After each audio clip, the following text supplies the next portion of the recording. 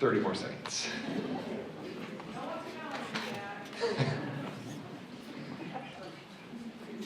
Just waiting on my elected officials list, and then we'll get going. Push there.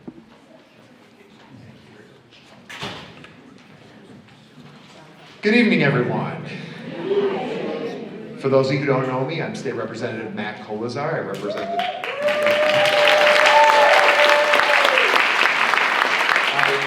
the 22nd House District, which consists of most of Northville, most of Plymouth, and a portion of Livonia. And currently I'm serving in my 4th term and serving tonight as your moderator as well. I would like to begin by thanking Attorney General Dana Nessel for being here tonight.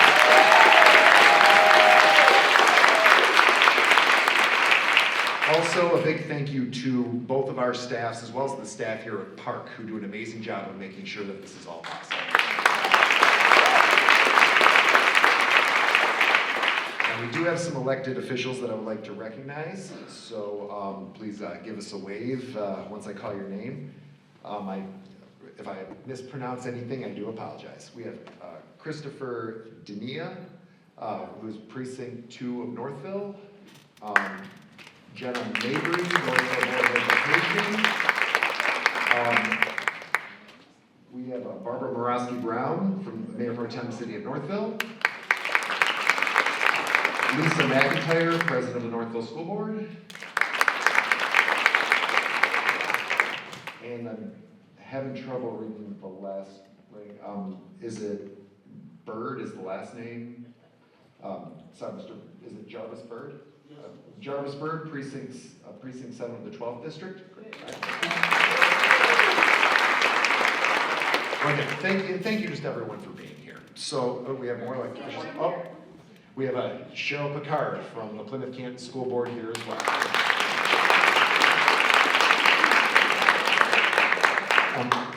My office has received numerous calls with questions, concerns with what is happening at the federal level. And questions have come up to our office about access to important government services, concerns and worries from federal employees, as well as general confusion about what happens in the event that departments are eliminated or drastically reduced. So those have topped the inquiries that we get in my office, whether it be through calls, emails, etc. I've heard heartbreaking stories from my constituents who are federal employees. I heard from a Department of Education employee who watched faithful public servants being shown the door with no warning after decades of service.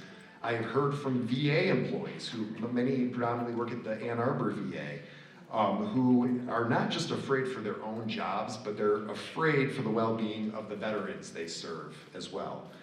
Additionally, what protections are there at the state level is a question I get all the time.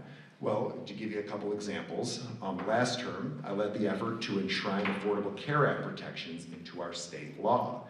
That means popular provisions such as essential benefits, no discrimination based on a pre-existing condition, and having the ability to stay on your parents' insurance until you're 26 are all protected under our state law. Additionally, we enshrined into our state law reproductive rights as passed by the voters in 2022, as well as voting rights.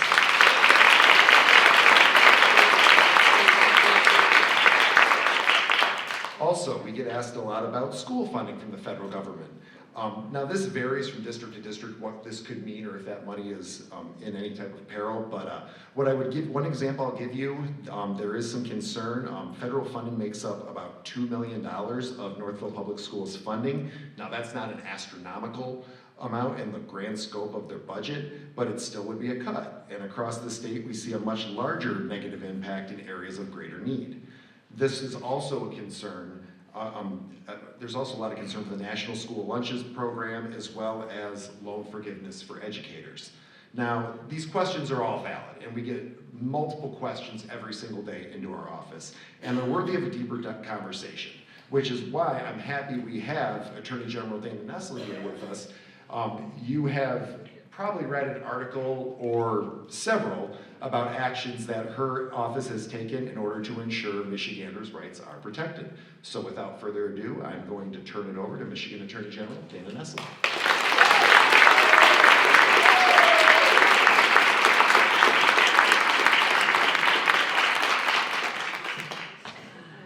evening. It's great to be here with you all, and thank you so much to Representative Matt Koleszar for hosting this and for giving me an opportunity to talk about the work that we're doing at the Michigan Department of Attorney General in regard to many of the federal actions that we're seeing right now in Washington, D.C. I want to talk for a little bit about sort of why I'm doing what I'm doing. And, it's, I think, important to note that, clearly Donald Trump is the duly elected president of the United States. And with that, provides great, really awesome power and authority. However, it is not without its constraints.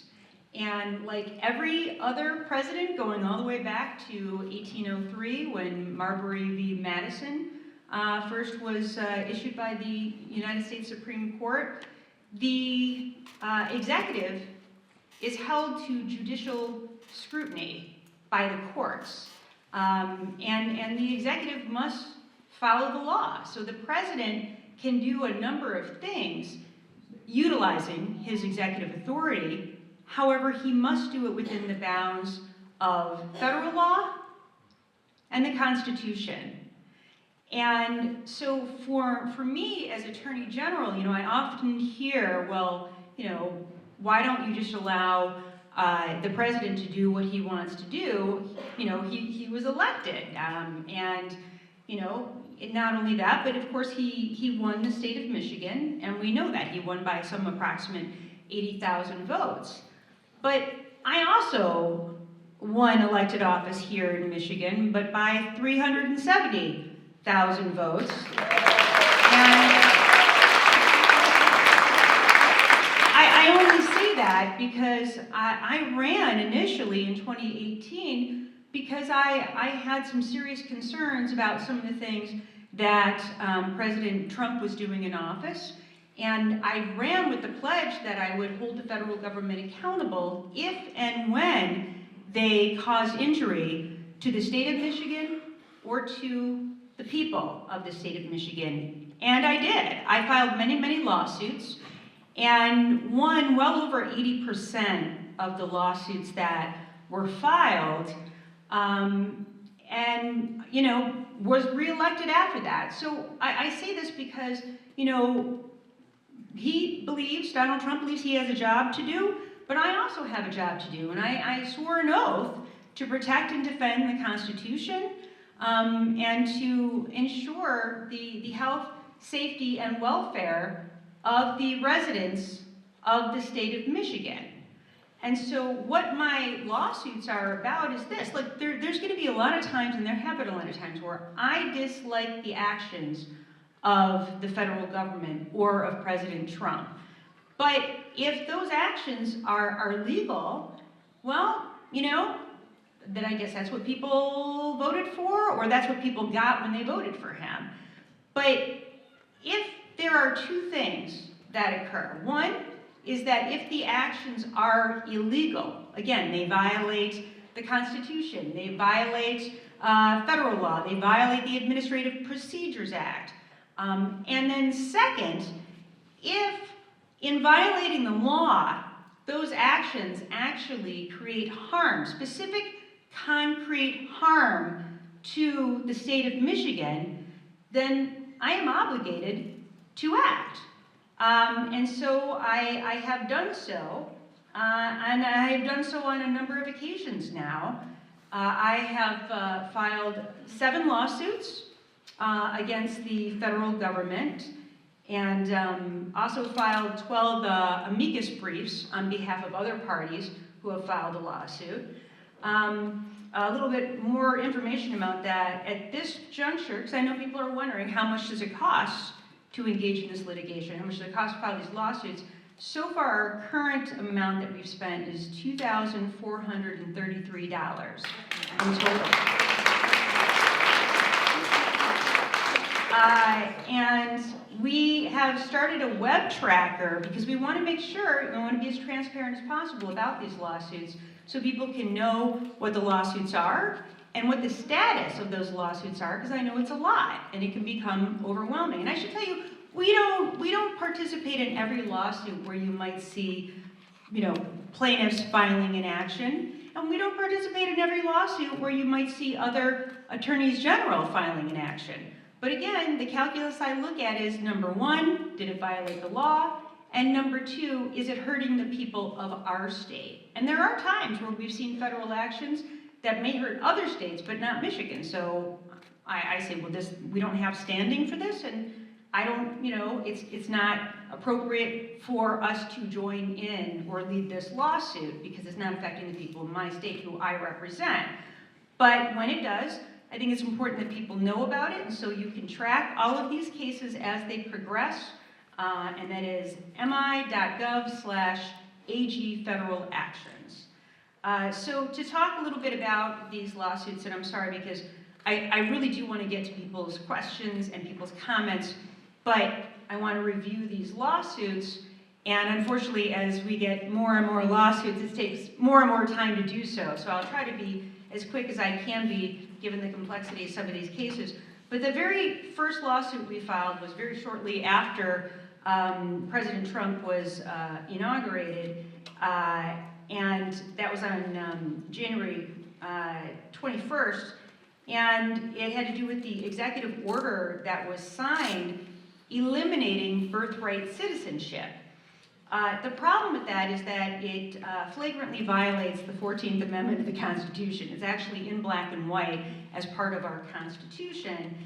And so it's a flagrant violation of the law, and so said the Reagan-appointed judge who got the case, and within 20 minutes of reading it, issued a TRO, a temporary restraining order, and then later a preliminary injunction, and said it was the most flagrant violation of the Constitution he had seen in any executive action in over 40 years on the bench. But why does that matter for Michigan? Well, because in Michigan last year, for instance, we had 6,000 babies that were born that only had citizenship because of birthright citizenship, meaning their parents were not citizens of the United States. And for these babies, first of all, just the abject cruelty, of course, of these 6,000 babies being totally stateless, meaning they don't belong to any country at all. But moreover, for the state of Michigan, that's expensive for us because that would have cost us $20 million just immediately in medical costs, educational costs, foster care, which is normally covered by federal funding for citizens, but not for non-citizens. So that would have affected us, and there are a number of different programs in particular that would have been affected for that. And so, given the fact, of course, that it's such a significant violation of the Constitution, and would have cost Michigan a lot of money, brought that lawsuit, and the federal government is enjoined right now from enforcing this executive order. And I have to say, because when you talk about violations of the Constitution, it's hard to get an amendment to the United States Constitution. I'm sure you all remember that from civics class, right? You need to have 2/3 of each chamber of Congress, both the House and the Senate, then it goes to the states. 3/4 of the states then have to approve of that amendment. You can't simply erase a constitutional amendment with the swipe of a Sharpie, right? That's just not the way that our government works. And the courts have certainly agreed with that. The next case we brought on January 27th, kind of out of nowhere, the acting director of the Office of Management and Budget issued a directive to place a pause on a number of different programs that are implemented in the states, and to freeze all the federal funds, which was amounted to about $3 trillion. Now you should know that about 42% of Michigan's budget is federally funded. And I think it's important to know, how do we get that money? Is that just free money that the federal government gives us and we should, thank them for giving us that money?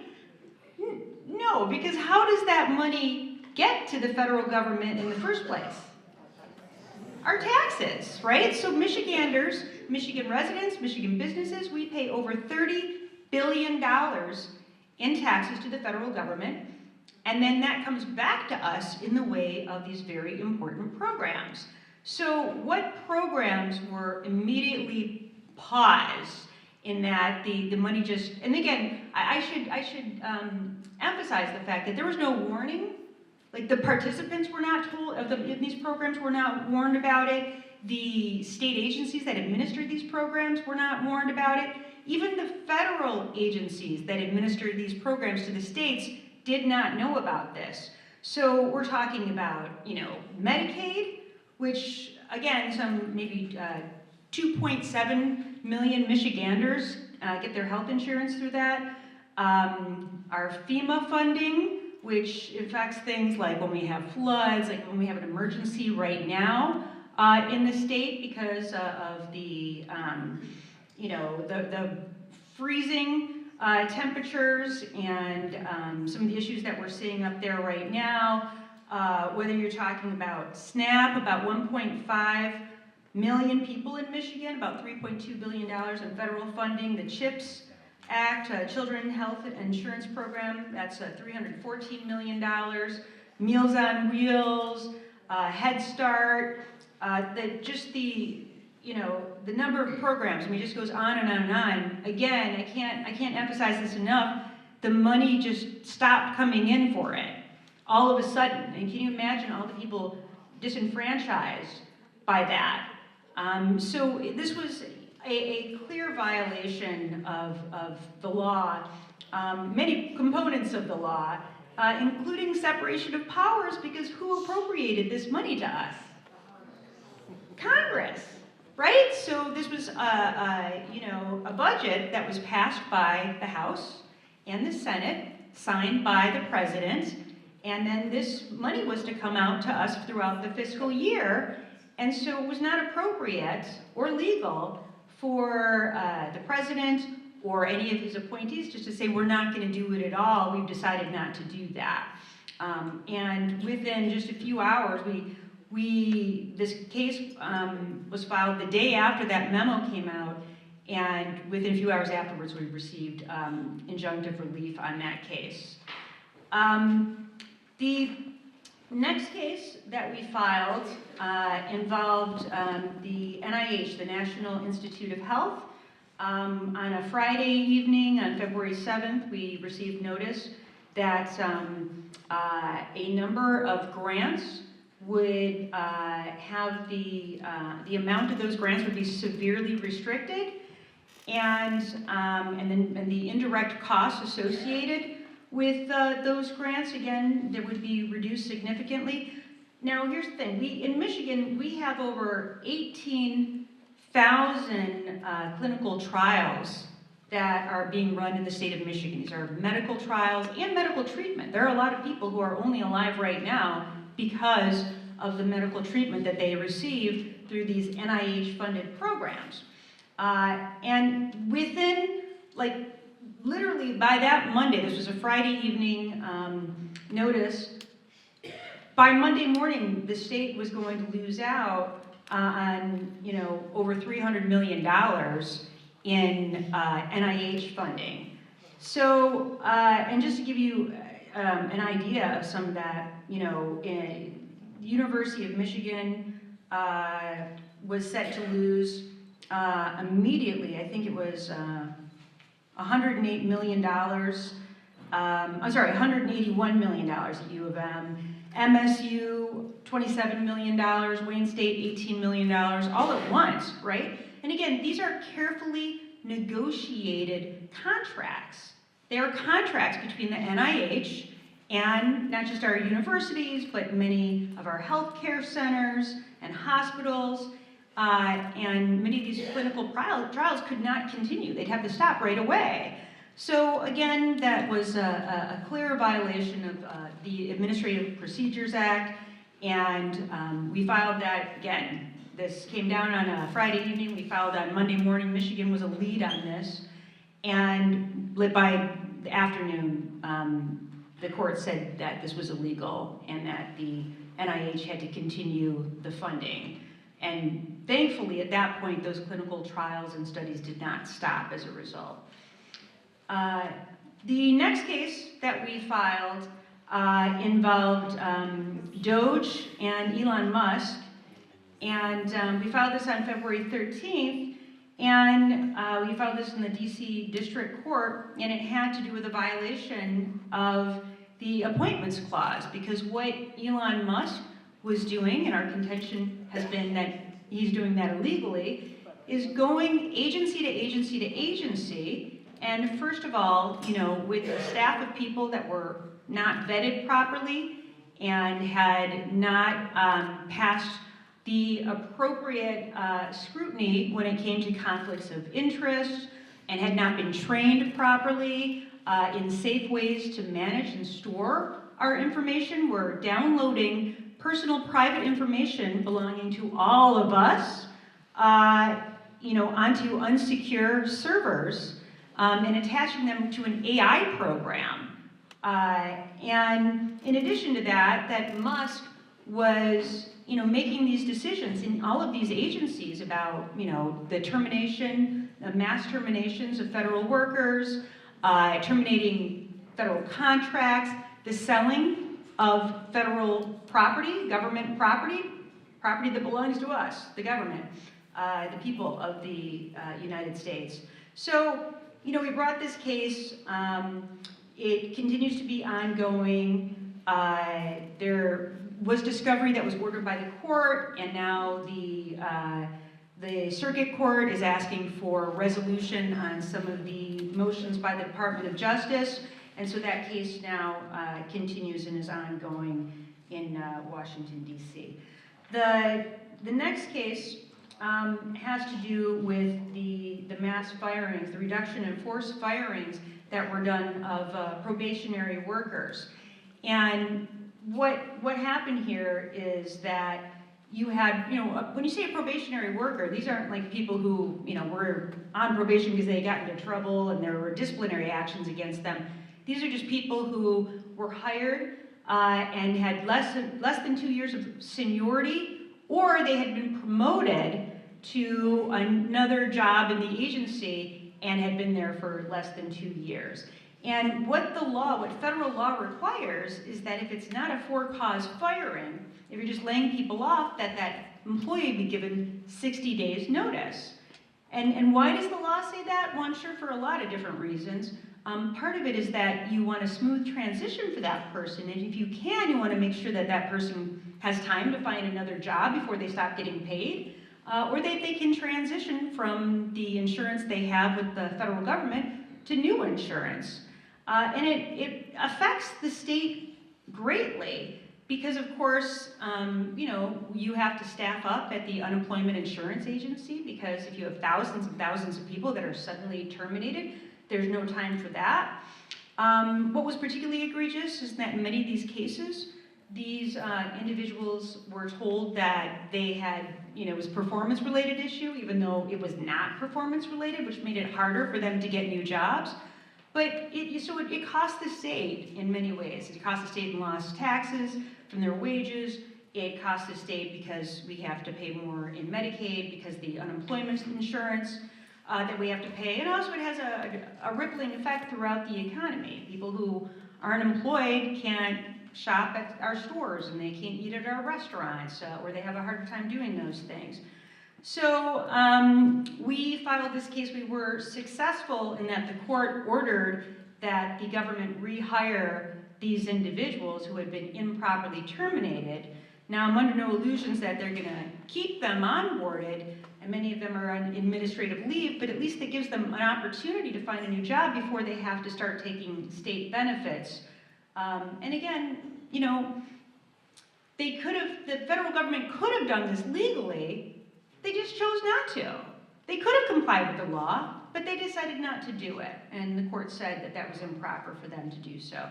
The next case that we filed involved the Department of Education, And at first they said that they were going to lay off half of the individuals at the DOE, and then they changed it and they're like, you know what, we're just going to shut the whole thing down altogether.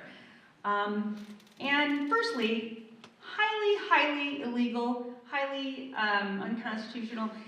You know, you don't have to have the Department of Education if you don't want to have the Department of Education, but it requires an act of Congress. These are congressionally created agencies, and if you have the House and the Senate passes a bill to eliminate the DOE and it's signed by the president, sure, you can do it, but you can't do it by just an executive order. And why didn't they go through the regular process? Well, I suspect it's because the DOE is meaningful enough to enough people that they couldn't get the votes in Congress. So to do it this way is illegal. But the fact is there are a lot of things that the DOE does for the state of Michigan. And we receive about $1.4 billion annually from the DOE. And I could go on and on for $888 and $1 million in special ed funding and $718 million in Title I programs, and it just kind of, the list goes on and on as to the money that we get and the things that we do and the things that the DOE does when they're overseeing you know, these programs in the state. But for instance, you know, one of the things that this money helps go towards is the IEP programs for kids who have learning disabilities or other kinds of disabilities. And one of the things they do is that if you have a school that's not properly providing programming for a child who is needy of an IEP or who deserves to have an IEP, then their Department of Civil Rights is the one that you make a complaint to so that they can investigate to see is this school wrongfully not providing that programming, but they close down all of those offices. So now who is there to oversee that? And we're not really told who that is, you know, the entity that will be in charge of that. Some of these things have allegedly been transferred to other agencies, but how we are going to receive all of that money is still unknown at this point. We don't have an order in that case yet. That case is ongoing. The next case was one that we brought today. And this has to do with the termination of these grants to the Department of Health and Human Services here. And, you know, the enormous amount of money that was already, again, these are contracts. $12 billion in critical public health grants nationwide. In Michigan, that was about $380 million in grants awarded and owed to the state of Michigan. What were these things for? I'll just give you some examples. A mental health block grant to support services for those fighting serious mental illness, including children. Substance abuse block grant to enhance substance use disorder services for pregnant women, women with young children, opioid users, and rural populations. CDC funding for the control of emerging infectious diseases that was funding laboratory upgrades statewide through both peninsulas. CDC grants for the immunization and vaccination of children. And the list goes on. And again, why this is important is these are contracts. And you know, there is such a thing as detrimental reliance. You have already contracted with the state, you know, you've awarded these contracts, and then you just cut them off without any notice at all. If you have a problem with these grants, again, you don't have to award them the next year, but you can't just terminate them because now the state is on the hook, and that injures us here in the state. And I can't emphasize this enough to everyone. This is our money. Like, this is money we paid to the federal government. It came back to us in the form of these grants that people spent a lot of time, money, and effort applying for these grants, and now they've been terminated for no reason whatsoever. So with that being the case, you know, and we don't have, we haven't heard back from the court, or at least I haven't checked my phone in the last hour about it. But, you know, again, it's a matter of two things here.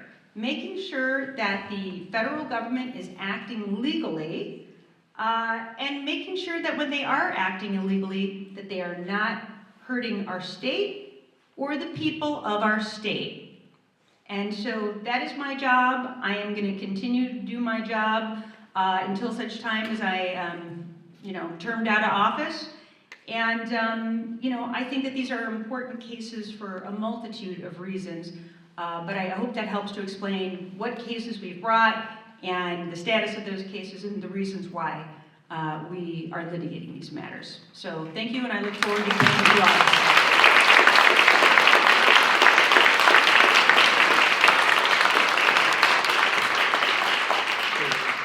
Before we get to Q&A, a number of you filled out cards, and I have a couple here that I thought were particularly powerful stories. So if you're willing to share, we'd like you to take 2 minutes. The first one, I've got just a couple up here. The first one is Jennifer McCardle, if you could raise your hand. We will bring some to you, and thank you for being willing to share your story. We appreciate it.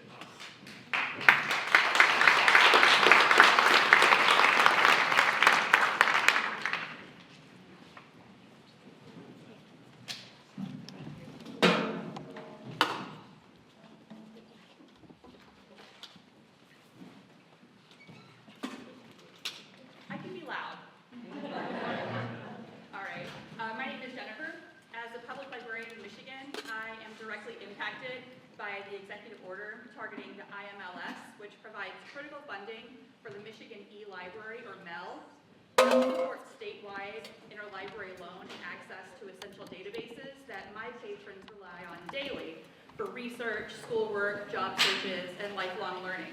Without IMLS support, these free, equitable resources would disappear, disproportionately harming underserved communities.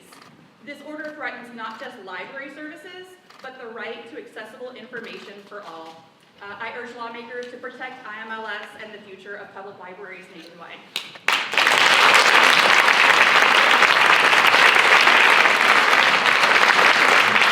Thank you for being able to speak up, too. Appreciate that. Next up, we have Marcy Gerlach and Ann Andrews.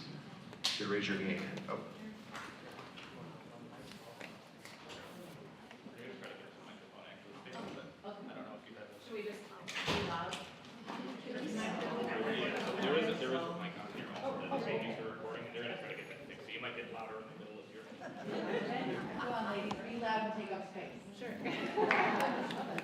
We work for the National Kidney Foundation of Michigan.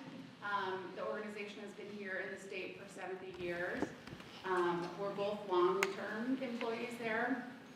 So first, thank you for doing this. Thank you for standing up for our funding. We have significant funding from Michigan Medicaid, from SNAP-Ed, from the USDA, and from the CDC. So we're looking at, large swaths of funding that go towards all of our vital programs and services that help the 1 million or so Michiganders that have chronic kidney disease.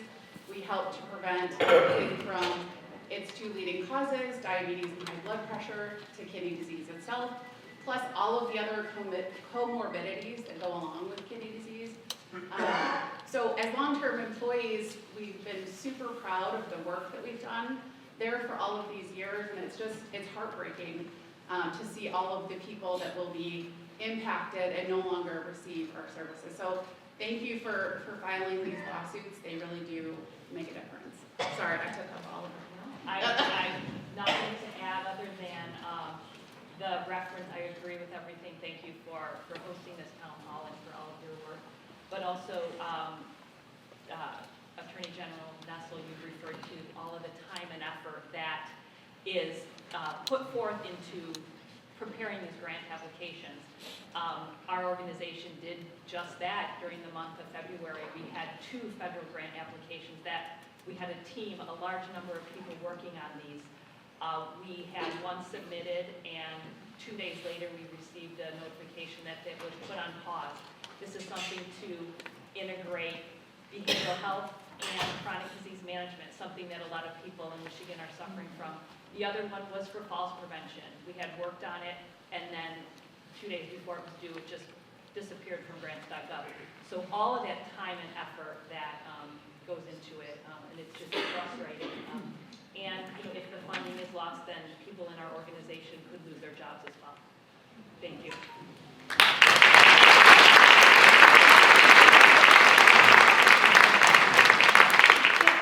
I just want to make a remark about that. And I think, first of all, thank you so much for sharing your story. And I can't emphasize this enough. I know we tend to see this as like, okay, it's a Democratic AG and suing a Republican president, but these should be nonpartisan issues. Kidney disease,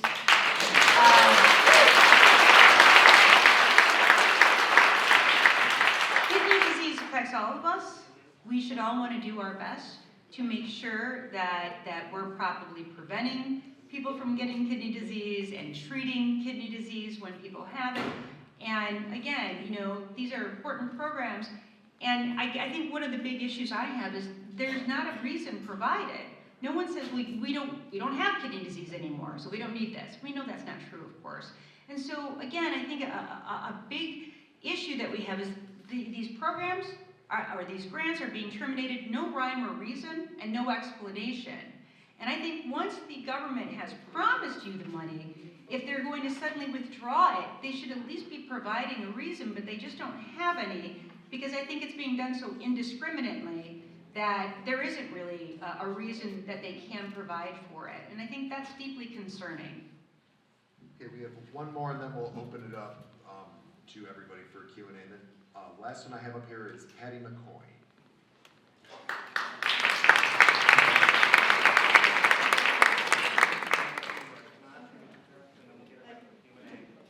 Thanks for your patience.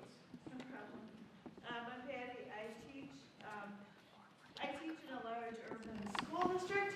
It is a Title I district, which means that our children live in poverty. So we depend on money from the Department of Education to provide the meals and sports. It provides intervention. Also, I teach newcomer children who are English learners, and that is provided by Title III federal grants, which provides money, it provides intervention funds, it provides the resources. The district estimates that Title I will be, the cuts in that will be $30 million.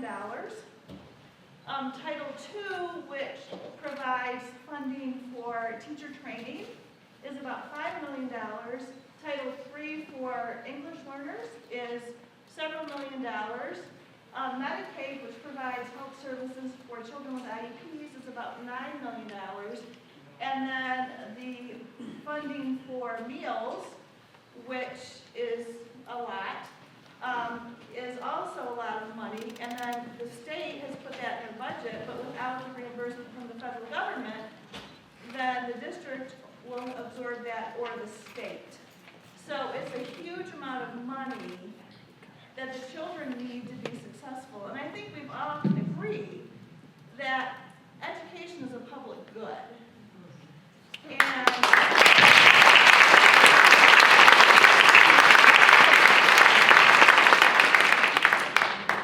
we need all of our children to be successful. And without this funding, they're not going to be successful. So I really appreciate that we are fighting to make sure we are going to be successful with our children. So thank you.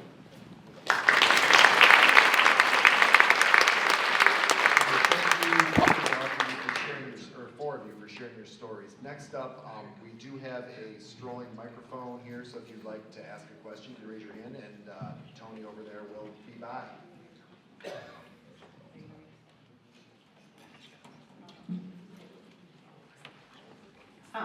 Sorry. I'm Sue Hansel. I'm from Plymouth Township. I keep hearing the statement, no rhyme, no reason. I encourage you all to look up the national debt clock. It's 36 followed by 12 zeros. We cannot afford to function the same way going forward. I am not on Social Security, yes, but I'm looking forward to it, and I want it to exist. So those security.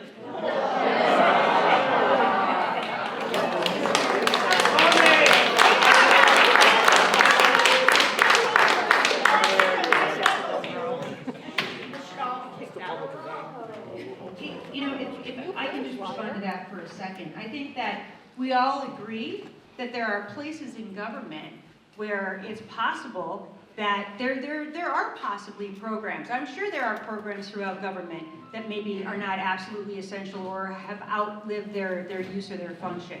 And there are certainly places in various different departments where maybe if you evaluated properly, you could cut some of the staff. But the way this is being done, if I can just compare it to this is how I see it being done. My main office is in Lansing. It's called the Williams Building, named after Sophie Williams, if any of you remember him. There are 7 floors in the Williams Building. And this is as though somebody in our state legislature said, well, we need to cut the budget of the Department of Attorney General, it's too bloated. Let's just get rid of everyone on floors 1, 3, 5, and 7, and we'll leave the people whose offices are on 2, 4, and 6. Like, that would not be a good way to cut the budget of our office, because you've not evaluated, like, well, who even works on those floors? What are the different divisions of the department?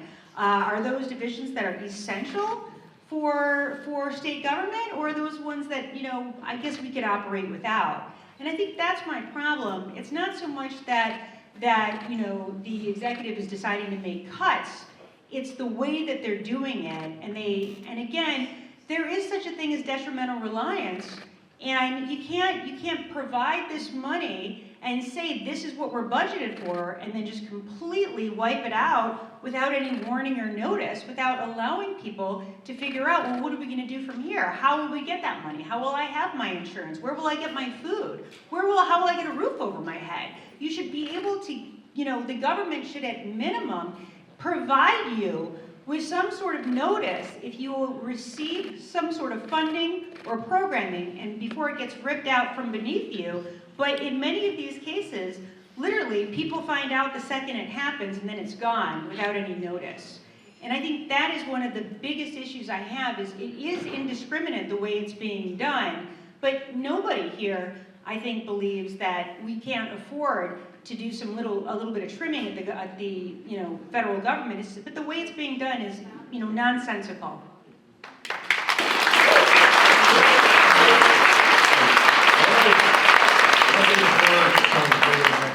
One thing I would also add to that is I talked to the superintendent of Northville Schools about 2 hours ago, and there was $67,000 in ESSER funds that they had met the deadline for. They applied for the grant, they got the grant, MDE submitted it, everything was on time.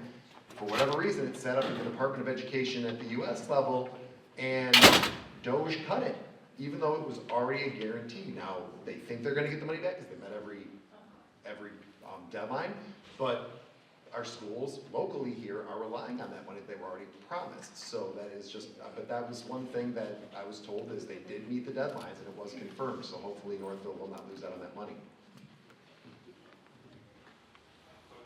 Hello, my name is Susie Fanning. I live in downtown Plymouth. I have a comment about the repercussions of these executive orders and the green light it is given for racist and misogynistic intimidation. So, feel free to comment. Hear me out. There was an executive action ended DEI. Very recently, the University of Michigan terminated its DEI program in accordance with that, or because of that executive action. My daughter is a 1L law student at the University of Michigan Law School.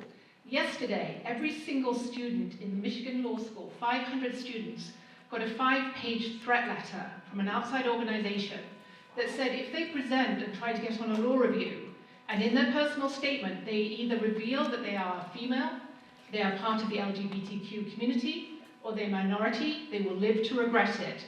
The group will contact every future employer, will expose them on social media, and will subpoena all their records. So my comment is, threaten me if you want. If there are any racist or misogynistic people who've infiltrated this meeting today, threaten me. I'm a big girl. You'll never threaten me and get away with it. Don't threaten my children. don't have an environment because of these executive actions that allows hate groups to intimidate students in Michigan. Not spoken about.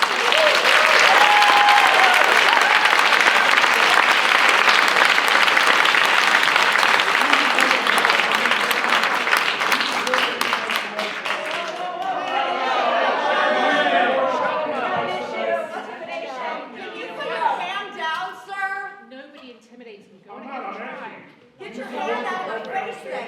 Do I need to respond to you? We're in a town hall, behave yourself. Yeah, oh, don't tell me. Behave yourself, It's America.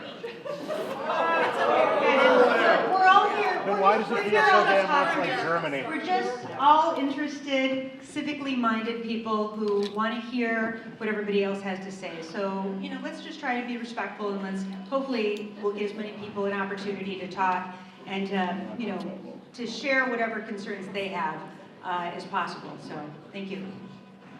Good evening, everyone. Plymouth Township, love you all. Good evening, Attendant Ms. Nessel. My name is Tamina Rawls. I am the chairwoman for Redford Township Dem Club and also the statutory vice chair of the 12th Congressional District. My concern, well, first of all, I want to comment on your work. What are we going to do without you?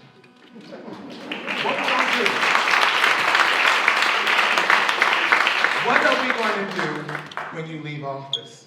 The community doesn't have confidence in the law system, but when they see you, there's a little ray of hope. I've been rocking with you ever since you stood up for the nation, let alone representing the state of Michigan, during the time of the Trump insurrection case. When it took so long to start, it was you that said, I'm going to take the lead on this. And that's one of the main reasons why the Dr. Pepper lady and Giuliani, that's when they started the disbarment. It's because of her. It was because of her. Also, letting us know about the consumer protection program being dismantled. All these agencies that we need for help in need. My question is, what are we going to do without you? What recourse do we have? And thank you so much for your work and your due diligence. We really appreciate you, and we're going to miss you. That's very, very kind of you. I appreciate it. You brought up something I think that's worth talking about, and it's the elimination via executive order of the Consumer Financial Protection Bureau, which was created in the wake of the last recession and the housing crisis. And this was a really important unit of government, again, created by Congress, which delivered more than $20 billion back to the American people. And we had, I think over 100,000 cases involving Michigan residents. Our laws, unfortunately, in Michigan involving the cases under which we can bring under the Michigan Consumer Protection Act are very, very limited, much more limited than almost any other state in the country because of some, I would say, poor interpretations of the act by the Michigan Supreme Court many years ago, which means that we can't go after any businesses that take advantage of you if those are entities that are otherwise regulated or licensed by the state. So that, and almost no other states have those types of limitations on their Consumer Protection Act. So what people would do, we would say, we can't help you, but you can contact the Consumer Financial Protection Bureau in Washington, D.C., and they did. And they helped, countless Michiganders in cases where the state couldn't help them. Now, I am challenging those interpretations that limited us, but a lot of times you hear, well, just let the states handle it. And most states can, but not in Michigan. So it's very, very injurious to our state. A court said that you can't just eliminate this Bureau of Government without Congress acting, but what they've basically done is it exists, it's just that nobody works there anymore, and they're not allowed to bring any cases. So it's a bureau in name only, but I would argue a very, very important one. And I think it's notable that this was a bureau that was holding a lot of big companies to account, including, some of Elon Musk. So I don't think it's an accident that this entity was just disappeared. But I'm telling you, if you are somebody who's been taken advantage of by a company before, you want relief, you want your government to help you, and it's going to be a lot harder now without the Consumer Financial Protection Bureau to do that. Well, we go to the next question also because she must have snuck in after I did elected officials announcements. Melissa Stewart from the Northville School Board as well is here. We also have Julie Campbell Voitel of the Northville School Board. I got Lisa McIntyre last time. It's okay, Jen, I got it. And with that,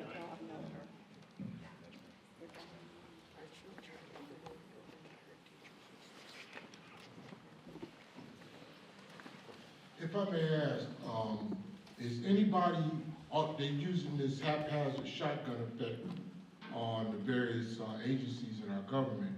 Is anybody keeping track of the money? Because we still paying taxes.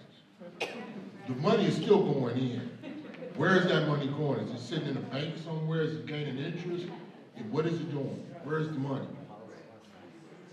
It's in Mar-a-Lago. No, my understanding is that there's legislation in Congress underway that would provide a tax cut that would mostly impact people who are, fairly wealthy, and that it would assist them the most. But, I guess my argument would be that for people who are not billionaires or not millionaires,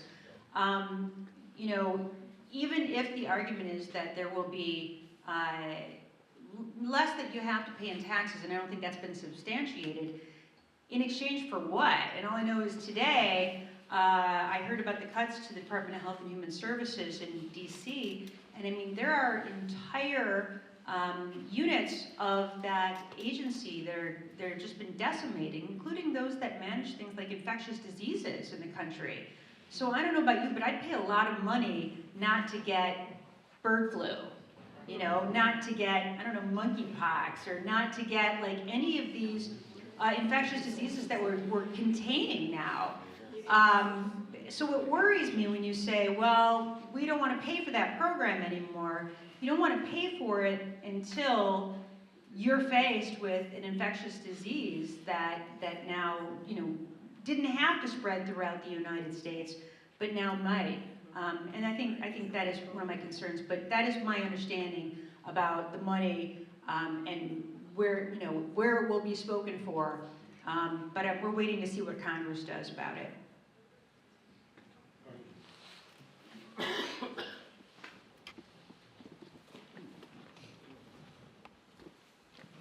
Hi, my name is Vivian Nyland, and I'm from Westland, and I appreciate that I was invited to this and that you are hosting this. I can already tell there's people in this room who are not going to like what I'm going to say, but I'm still going to say it because we still have freedom of speech, still. But that could end because we are being taken over by an authoritarian, fascist regime under Donald Trump, Elon Musk, J.D. Vance, Mike Johnson, and all Republicans. And nobody is standing up for the people. I will stand up for the people. I see you nodding your head, and that's okay, because you and I are at odds. Now I will speak my piece. Okay, there's too much money in the government. How can Elon Musk, he gave $250 million at least to Donald Trump to help him get elected. That's wrong. He is meddling in the Wisconsin Supreme Court election. That's wrong. He and Trump have threatened people in Congress that if you don't obey us and toe the line, we will primary you. We need to get the money out of government. There has to be limits. I think it has to do with Citizens United, that they went and had some Supreme Court decision and they let this go. Two, I hope you let me make a couple of points. I'll try and be brief. Two, how did a convicted felon who was twice impeached in his first term end up on the ballot in the first place? How the hell did that happen? And he let go those January 6th thugs and criminals, okay? They threatened my security, okay? They violated my rights by letting those people go, because I saw that attack on the U.S. Capitol, and it was bad. Okay, three, some people aren't gonna like this, but Social Security can easily be funded for the next 75 years. How? Let's remove the wage cap. All wages for all net self-employment income is subject to Social Security FICA taxes. And guess what? Social Security is solvent. And I do not appreciate that Trump and Elon Musk they're closing Social Security offices, firing employees left and right. They want to cripple the agency. Do you know why? They want to privatize it so they can make money off the private people. Number 5, another point, I'm going to make 2 more points and then I'm done. 5, we're really not going to like this. I'm a retired IRS tax auditor, and I like the IRS. And I will tell you why. Because the IRS brings money to the U.S. government. It's the only agency that brings in money. But here's the problem. Congress has underfunded them, understaffed them. Congress has also written poor laws. They have loopholes. And they let the richer people, millionaires and billionaires and big corporations get away with not paying their fair share of tax. Okay? And there's also a lot of cheating, though, that goes on in the middle class. There's a lot of people, and I know some of you may not like this, but maybe you cheat on your taxes. You don't report all your income, and you write off personal things as business expenses, and that is wrong. I think it's your patriotic duty to pay your taxes. Congress needs to get rid of the loopholes. They need to make rich people like Donald Trump and Elon Musk and then millionaires and billionaires pay their fair share. Okay? And I hope you don't lynch me, but I'm not going to shut up and I'm going to go on.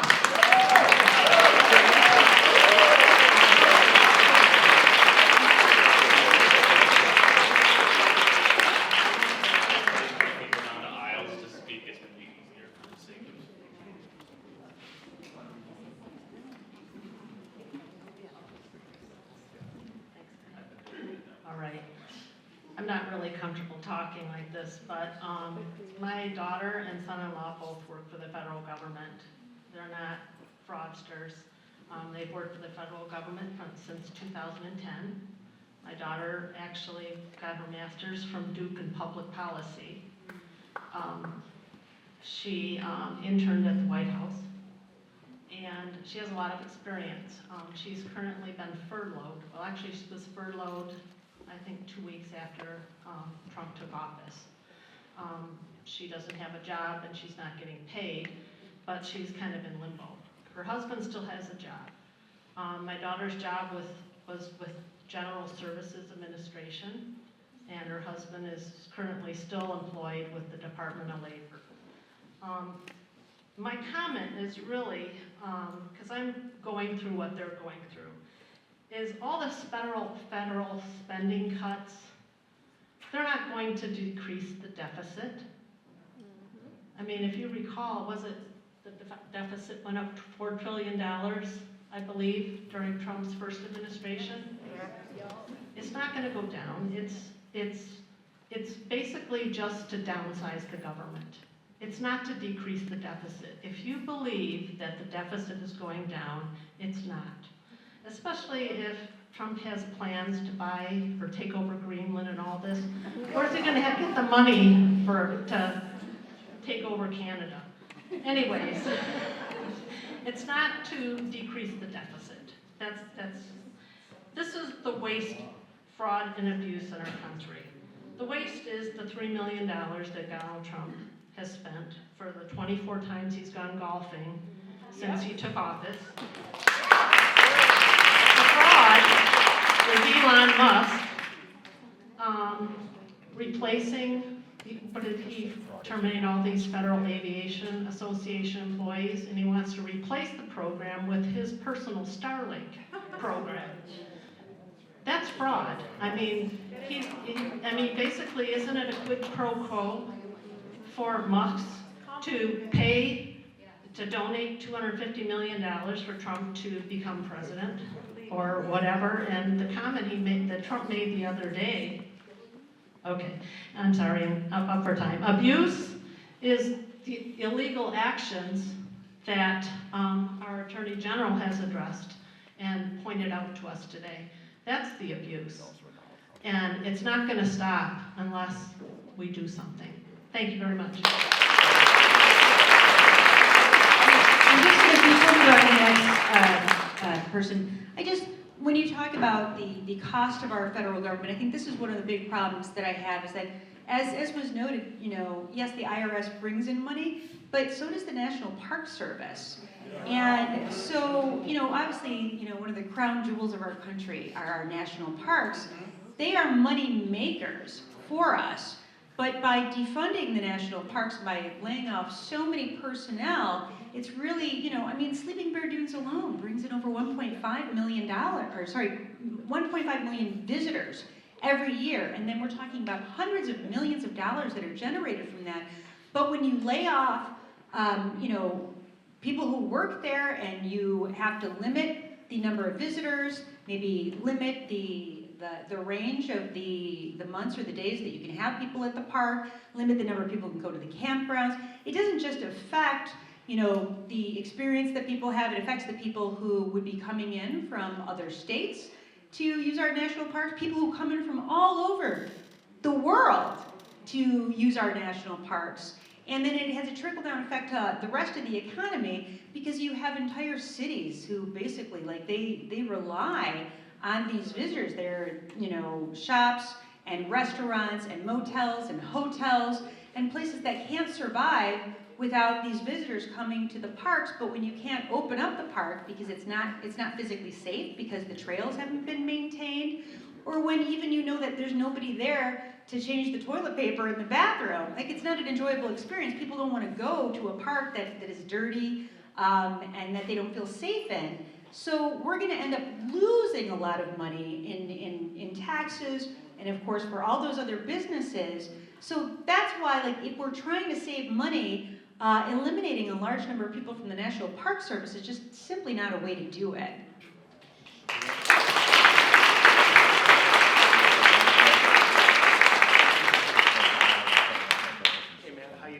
Jim Mazurek, we've known each other, and I spent 12 years on the Northfield School Board, so I want to talk about education, and probably contrarian to a lot of people here, but that's okay.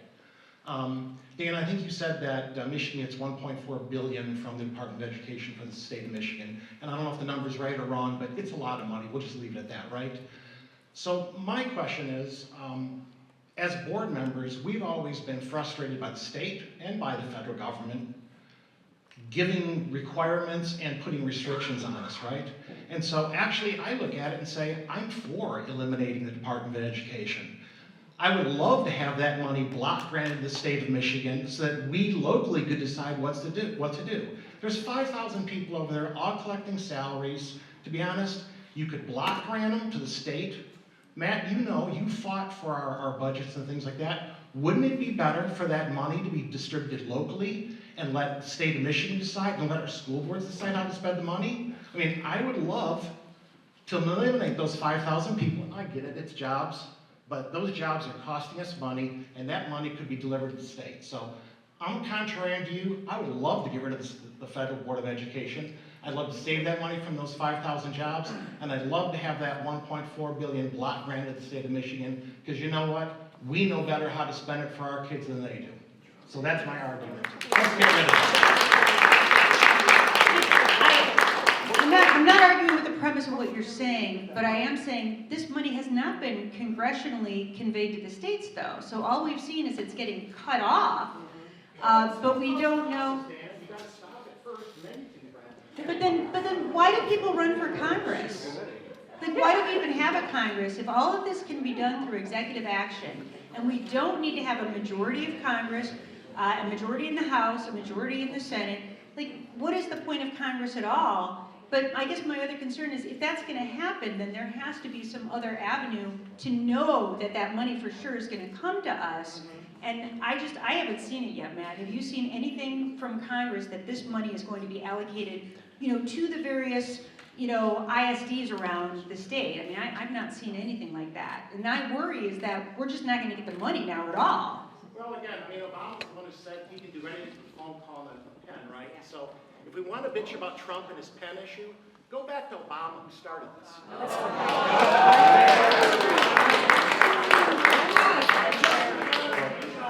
And really quick,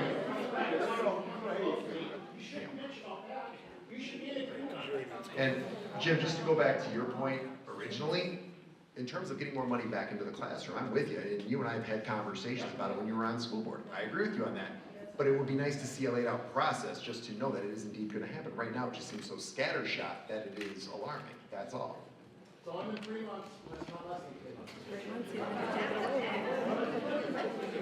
Hi, thank you. My name is Matt Wilk. I'm also a former school board member and I'm an attorney, so I have a little bit of a different question. Something about what you said today and what you said on March 22nd is a little bit confusing. On March 22nd, you gave a speech where you said, executive orders are not law, full stop. I think those were your words. In May of 2020, as your government locked my children, not only my personal children, but the children in my district out of my school, you forced people to get masks, you put old people with COVID into nursing homes that ultimately led to, I report 10,000 deaths. You said that executive orders are law. Those two things, one of those two things can't be true. So is what you're saying true now, or was it true then? Because those are two very different things. Yeah, thank you for that question, and I'd love to answer it. So what the courts have decided is that when you have, for instance, during the COVID emergency, when you had both chambers of the state legislature vote to declare that there was a state emergency, then it allows those executive orders to have the force of law, and that is provided to the governor by the legislature, and that notion was upheld by the courts in Michigan. Now, there were other things that the governor did that were struck down under the Emergency Powers of the Governor Act, but what was consistently upheld is as long as you have a majority in the state legislature that agrees that there's a state emergency, then under those circumstances, the governor has the ability to author those executive orders, and they do have the force of law. The difference is that Congress never did that. So we don't have a situation where Congress has declared a national emergency to allow executive orders by the president to have the force of law, and that's what makes this situation different.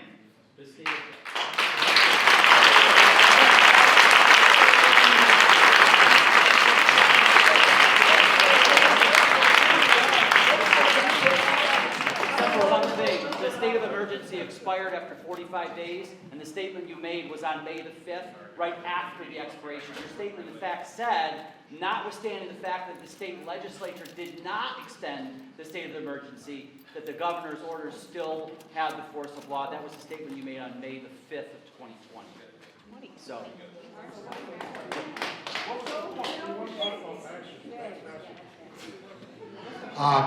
My name's Greg Atkins. I've lived in Wayne County most of my life, Redford Township for many years now. You've said a lot about Donald Trump violating different laws, yet in recent years, and I think 4 different occasions from what I've read, different judges in Michigan have cited Secretary of State Benson for violating both state of Michigan and federal election laws. I don't think on any occasion either you or Governor Whitmer did anything to correct that or even reprimand her, and I want to know how you justify that. If I understand right, it's also now against the law to investigate charges or accusations of ballot fraud in Michigan. Is that correct, and why? I can just say for myself that I have prosecuted many cases of election fraud, and I have prosecuted both Republicans and Democrats involved in election fraud. My very first case that I brought when I became Attorney General, I shouldn't say my first case, my first public integrity case actually involved, I think, Sharikia Hawkins, who was the Southfield City Clerk, who was a Democrat. And I've brought many cases since then. Against individuals of both parties involved in election fraud. We just had a case in court the other day with Saginaw City Council members, Democrats, and they were accused of election fraud. So certainly that occurs regularly at my office, but I do just want to note, just so it's clear, in terms of these federal actions, just statistically, this is as of Friday, there were... You haven't answered this question. Which part of the question? He's asking about that. There's not, well, I will say that there has not been a referral to my office of a crime against Secretary Benson. Because she loses a case in court, we represent her on her lawsuits. I'm obligated to do that under the law. So we represent her on cases. But just because you lose a case, a civil case in a court, doesn't mean that you have committed a crime. And you follow the judge's order, and that's what Secretary Benson has consistently done. If she loses a case in court and the judge issues an order, then she follows that order. And if she didn't follow the order, she would be held in contempt. And that's not happened once since the time that I've been Attorney General and she's been Secretary of State, because when the judge issues an order, she follows the order. That's how it works when you're in the executive branch. I just want to go through the numbers here. We've had, as of Friday, 46 of these cases, either cases that were brought by the state attorneys general or by other parties, were blocked by federal judges on some of these, actions by the federal government. There were 39 different judges involved in these 46 cases. 5 different presidents nominated, of both parties, nominated these judges. They were in 11 different districts in 7 different circuits. So I'm trying to say there were plenty of judges appointed by Donald Trump himself that issued this injunctive relief. So these are judges of both parties, and we've had several cases with, both the Bush presidents who nominated these judges. I indicated one was a Reagan appointee. So this is deciding matters based on the facts and based on the law, and not based on purely a perspective that somebody has on the policy. And I think that's important to know.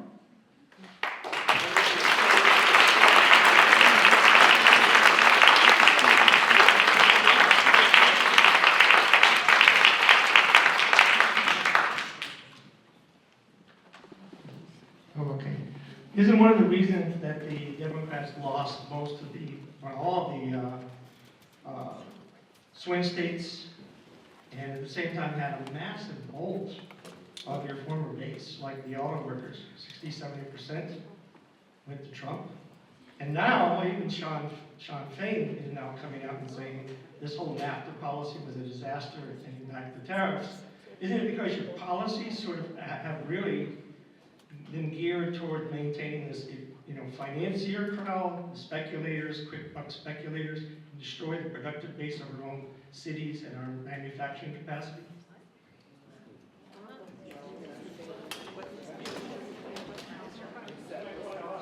Look at the statement, all of you, that Sean Fain put out now. It's all over the media. It's devastating. And that there's something fundamentally wrong. And then he endorsed the tariff policy because he wants to bring jobs back, right? And the key then to deal with the budget deficit is not just to cut it. I agree with that. That won't do it alone. You got to bring back jobs. You go back to an American system type economic credit policy and target it to rebuild manufacturing, industry, agriculture, infrastructure. I think that's a combination is what has to be done. It's not done overnight. It's not a simple process. So I think there's been a major failure. I mean, look, I used to be a Democrat, JFK Democrat. I think he'd be rolling over his grave right now. What you guys have done. So I would say this, the president obviously, has broad authority and, can advance his policies as long as he does so legally. And for me personally, that's what I'm concerned about. Again, has he advanced that policy legally? And if it's not legal, does it hurt the people of the state of Michigan or the state of Michigan? And so, again, there's a lot of policies that, perhaps people decided to vote for the president, and I might not agree with those policies, but I'm not going to bring a lawsuit unless it's plainly illegal. So I guess we'll find out whether those policies are good for the country or not. This is going to be the last question. We are about out of time. Hello, my name is Jenna Mabry. I live in Northville and I'm on the Northville School Board. I want to thank you both for hosting this. It's been very informative. I really appreciate the lawsuit about the Department of Education. I do disagree with former board members that we should eliminate that department, and I do believe it's naive to believe that we're getting money from the federal government to the state to replace that. Thank you. Obviously, there are many root causes to the situation that we are in now. Lack of education, a lot of miscommunication, racism, misogyny. But in your realm, what I would like to know, is there something we could do to fix these Citizens United? Because I feel that 15 years ago, we have now spun out into a regime. And it's come up very quickly with these oligarchs. So is there something we can do to get that overturned? Yeah, so, that's something that I think we can trace a lot of the ills in the country back to Citizens United. And it was a decision I strongly disagreed with, but I think we see the effect now in that, I hope that we can all understand that having people who are, are billionaires be able to literally, raffle off, money for votes. I mean, I know that that is deeply damaging to the country to have very wealthy people buy elections, whether they are Democrats or Republicans. I think that we can agree that that is bad, and to have corporations be able to spend an unlimited amount of money and dark money on our elections is bad. In terms of Citizens United, can we get it overturned? Yes, at any time a court could decide to overturn it if there is a new challenge that's brought. I would say there are a lot of suggestions that people have made about the Supreme Court. One of the things that I think, as hard as it is to get a constitutional amendment passed, maybe many of us would support the idea of having term limits on the United States Supreme Court, so that, and I think for both parties, right? To say that, if you get appointed when you're 45 years old, you don't get to serve until you're 90. Most people, I think, would agree that that's probably a good idea. So there are things that we can do to sort of, when I say alter the court a bit, I think the problem that I know that I had, I thought it was pretty disturbing when Mitch McConnell decided simply not to fill Justice Scalia's seat, and to say we're just not even going to have hearings or anything to permit that during that time period. And I think that would be unfair to either party to say the president doesn't have. The 35th Senate District of Michigan. When's Weber going to fill that spot? Yeah, I think that she should call for a special election. I think that's the right thing to do. And I mean, I have not talked to her about this, and I'm not the governor, so I don't tell her how to do her job. She doesn't tell me how to do mine. But I do think that there are things like that once we see things that were just always done and we never thought, that we never thought differently about it until those things happen, and then we see an exploitation of sort of some of the gaps that we have that allow for things to occur that we never thought would ever occur before. But, it's important, I think, to recognize that, and I think it is important that we, at some point, revisit Citizens United, and hopefully have a court that sees that it is damaging to allow, wealthy corporations or wealthy people have more of a say in voting or in our government than just regular Americans. So thank you for making that point, though. I think it's an important one. One other thing, not Citizens United related, but I would point out too, here in the state of Michigan, we do have bills, for both some from the House, some from the Senate, that would dramatically increase our transparency, which sunshine is a good cure-all. From the House, we had bills go through just a couple weeks ago that would stop the revolving door of state rep or state senator to lobbyist virtually overnight when they're out of office. It would require a 2-year cooling off period. I know the Senate has their own transparency bills that they have passed that hopefully Speaker Hall will take up in the House soon. So I think we get more transparency so people know okay, I can see more of what you're doing in government, that could also go a long way toward restoring public faith. So unrelated to Citizens United, but still worth talking about. And with that, I know we are up against it on time. I want to thank everybody for coming tonight. I think that, you know, again, we saw a variety of opinions, but it's good that you have them all out there, and it's good to have these conversations and dialogue. The biggest thing is, as elected officials, to be public facing and be here with all of you. So thank you very much, and Attorney General, if you want to say a few closing remarks.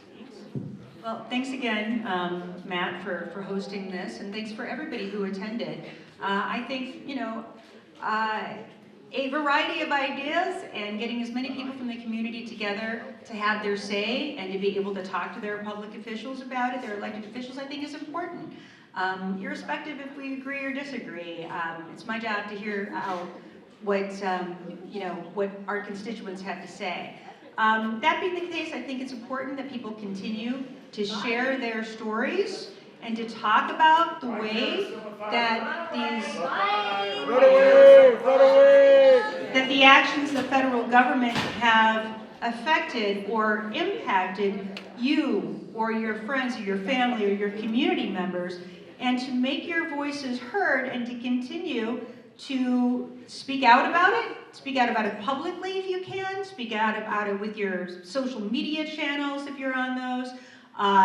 You know, ensure that you are contacting congressional representatives and senators and to let them know how you feel, to let the President of the United States know how you feel one way or the other about his actions. These things are really important.